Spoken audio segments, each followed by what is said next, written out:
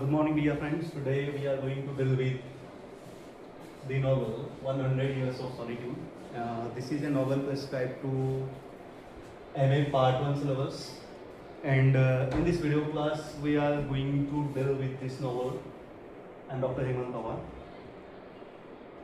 So, before going to discuss about this novel, let me tell you something about Gabriel Garcia Marquez. He's a Colombian writer and he's especially well known for his novels. He has written several novels, but one of the best is 100 Years of Solitude. And there is also another very famous novel, Love in the Time of Cholera. Marquez is especially well known for his narrative technique, the way of telling the story, that is magic realism. We will discuss what is magic realism after some time. So, one of the interesting things about Marquez is that he is also awarded a Nobel Prize for Literature in 1982, and he basically he deals with the themes of Latin America's magical worldview. He talks about the cultural divides, then magical realism, and he is a very interesting and astonishing writer.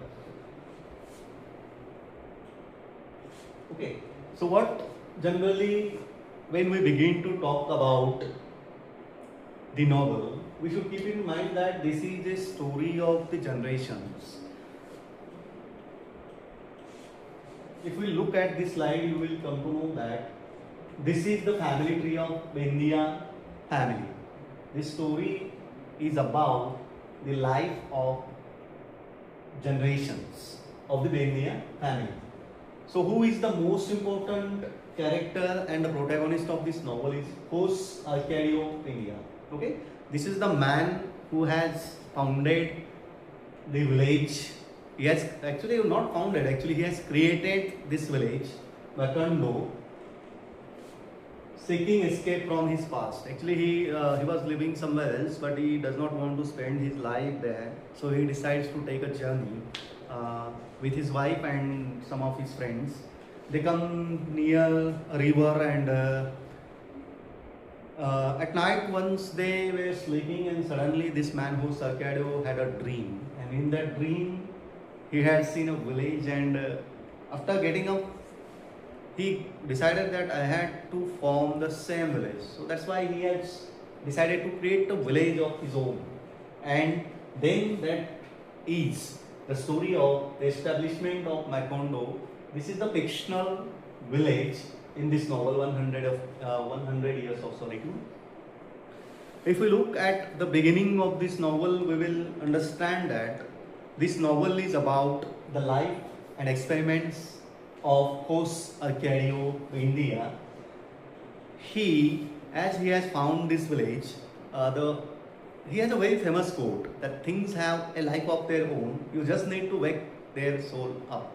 So, with few men and his wife, he has founded a village named Macondo. As Macondo is found, everything is new. Even the village is so new that is quite a different world and new world, that things were not having names. So if they wanted to talk about things, they had to point out towards the things. So Macondo, and as Macondo is founded, then there comes Melcaris. This Melcaris is a gypsy man. He comes with his tribe, and he brings several things with him. It means several magical things with him. As at the beginning, when he comes for the first time in that village, he brings a magical rod. That magical rod he has told the whole village, including this man, Jose Arcadio Bendia, is that, see, this is the magical thing. If you drive this across the houses, it will bring all those things together, as now they are not available. So what he does, he sells this to Jose Arcadio Bendia, and Jose Arcadio Bendia becomes obsessed with this invention, and he buys this. He buys this and decides to take a look at the city, look at the village. He takes that rod and goes across the village. he has expected that he will get gold from this, from the uh, from the earth, but he has found nothing except he had found one armor that is very old one, and he has found nothing except that armor. Okay, so he took that. His intention was to collect gold from the earth, but he got no gold. But all those unimportant things once were kept somewhere else, and the people were not able to find them out. So these useless things come back, and they have come into life as if they are quite new, and they were once lost. Okay. So what this family tree is about? This is 3 generations multiply each repeating names and fateful patterns. It means this novel becomes difficult when we talk about the characters of this novel or characters from this novel, because these names are repeated. We will see that in the next slide also. What is most important thing in case of this novel is that it deals with the theme of loneliness and isolation, and each of the character is obsessed with an idea, and he or she throughout his or her life keeps on living for that idea.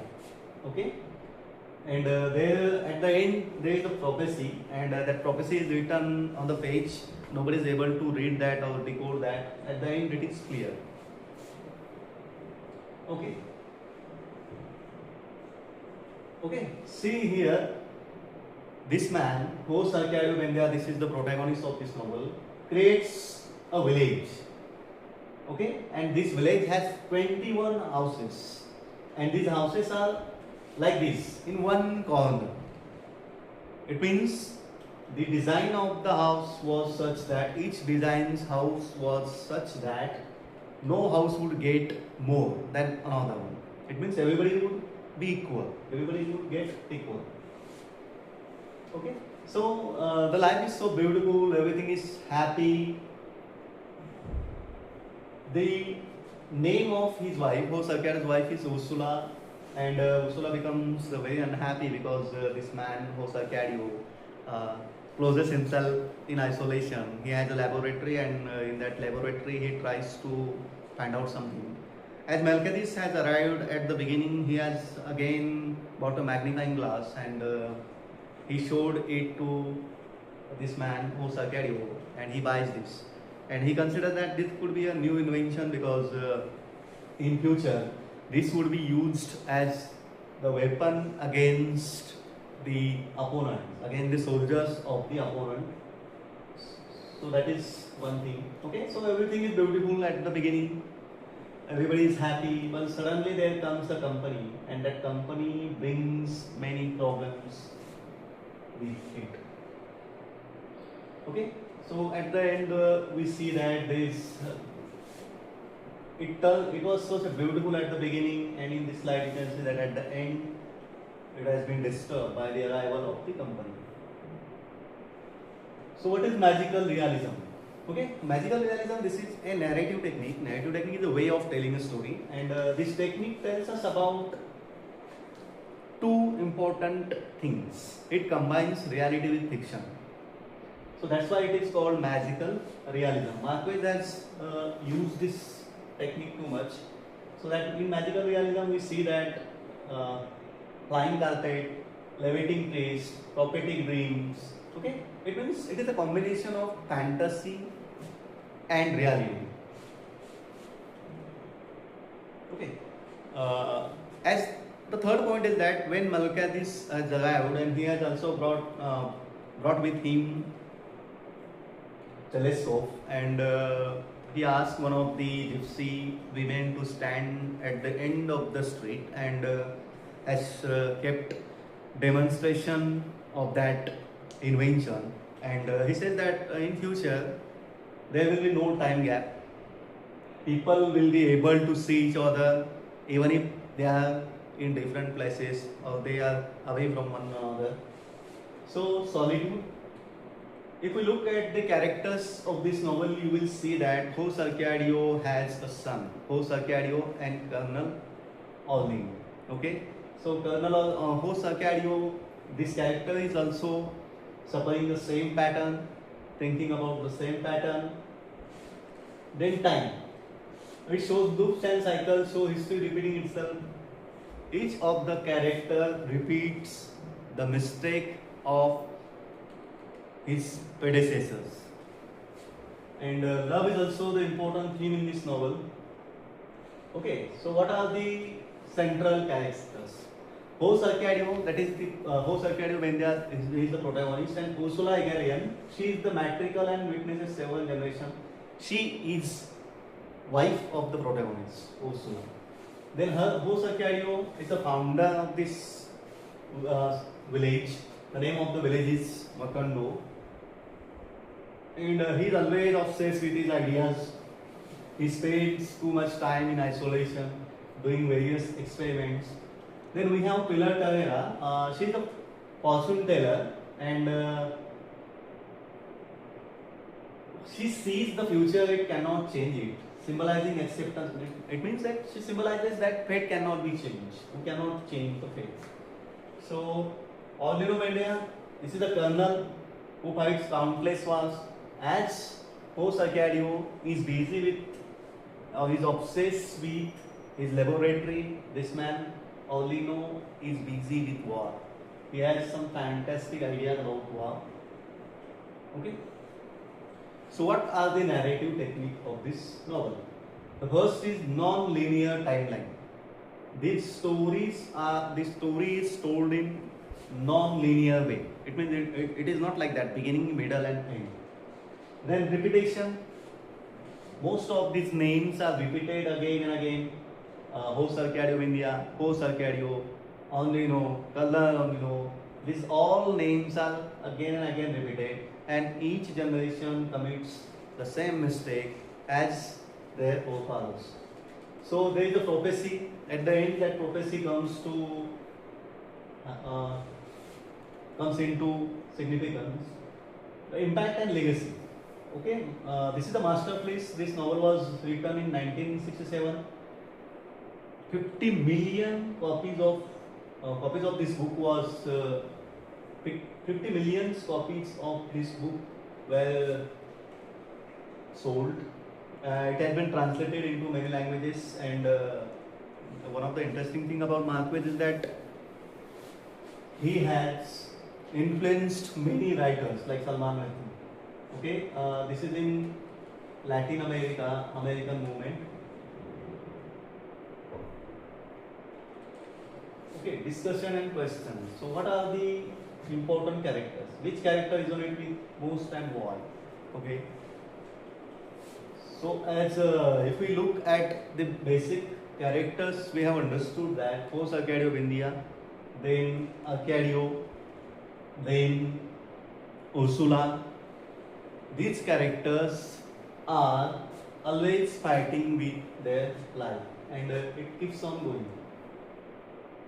Okay, this is one novel I have tried to summarize in few minutes. This novel is basically about the life of host Arcadio Vindia. Okay, this is a simple man. He is a man of dreams. He thinks about something strange, isn't it? So that he decides to give the life of his own, and he creates the village. Okay, he creates the village named Macondo, and in that Macondo, you see that everything is well organized. Everybody is happy.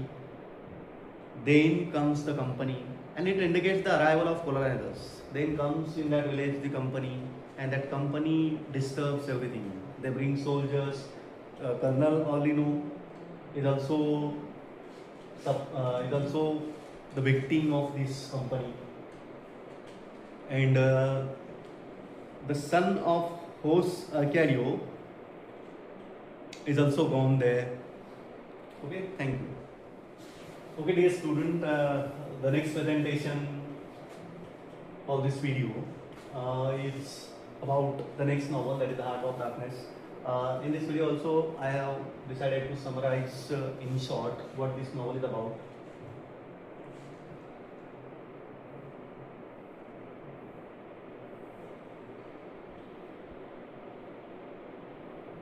Okay, so We should at first look at the life of Joseph Conrad. He's a Polish British writer. He has also spent some of the important years of his life as a sailor, and he has spent his time as a captain and sailor in the French and British merchant ships. His first hand experience in Congo Free State in 1890 profoundly shaped his own experience when he was working as a sailor. Is the base for this novel. He has written in English, though he was acquainted with many languages. So this novel was published in 1899, and this novel is a story of British imperialism. What happened because of colonization, how the people suffer because of colonization.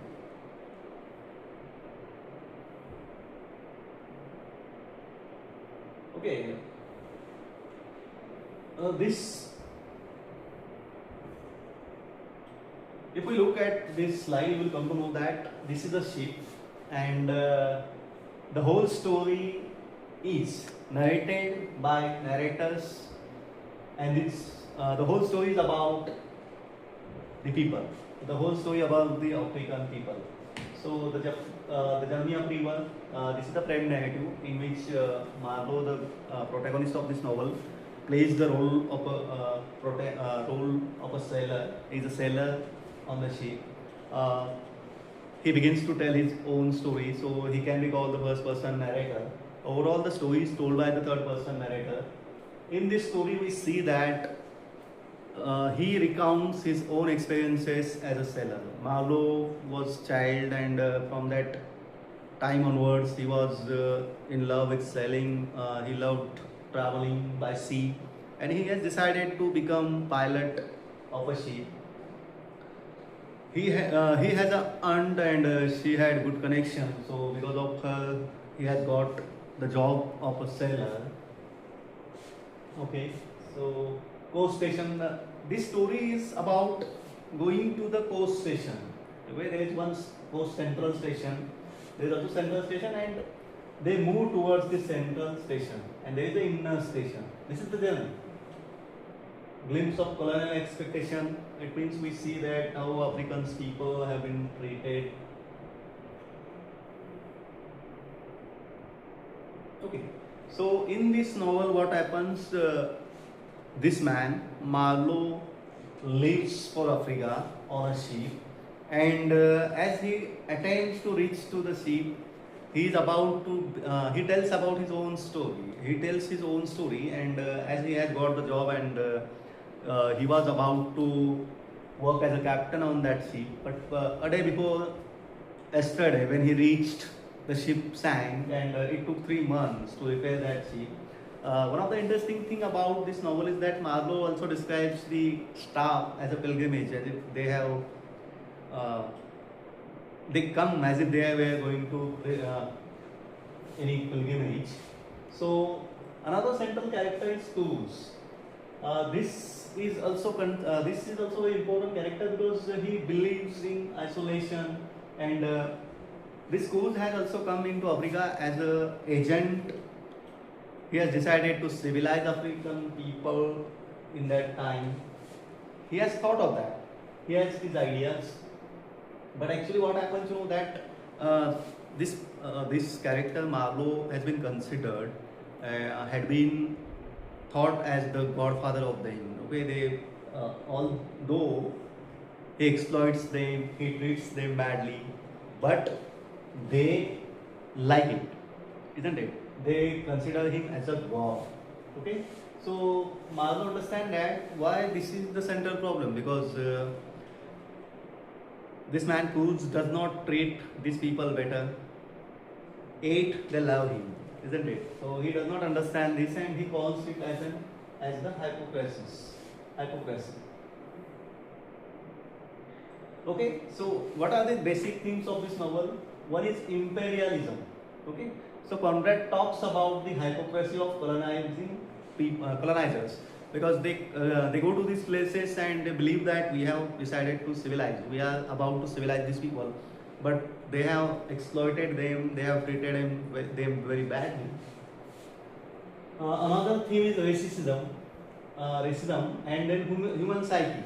It's human psyche that these all characters have been thinking a lot, and they have been watching various things and various bad things, and these things had very negative impact on their psyche. So who is this? This person is the narrator and protagonist of this novel, Marlowe.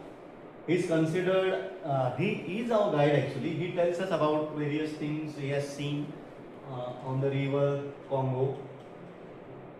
His disillusion with imperialism, and his journey is awakening to uncomfortable truth. This another character Cruz, he is also charismatic and educated man, but actually he also turns into a tyrant.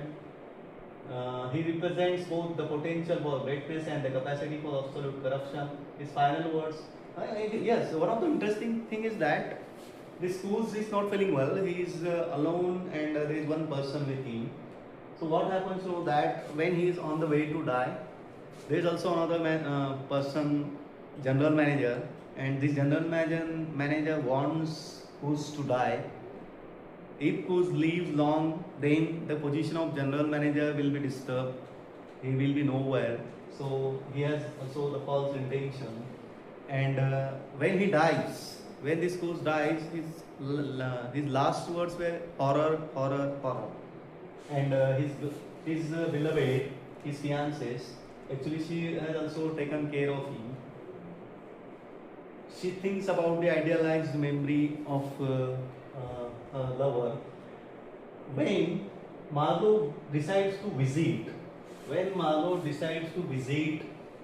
again to his beloved, whose beloved, she has been asking him continuously that what were his last words, but Marlowe was unable to tell because it was very difficult.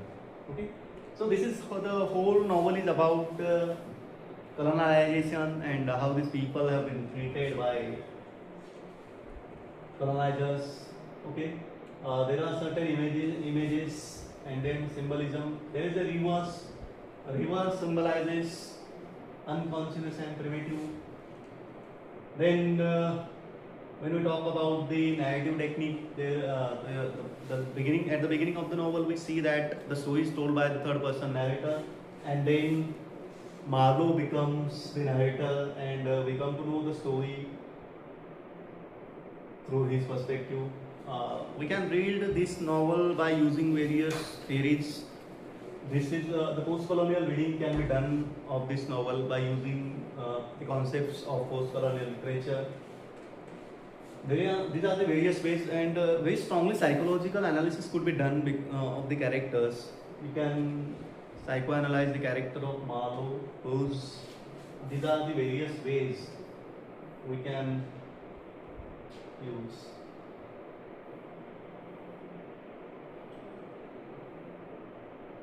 Okay, what are the main important points? First important point is the hypocrisy of imperialist. It means we see this while thinking about or while seeing the activities of Cruz, that man, and all these things we can study. Thank you so much.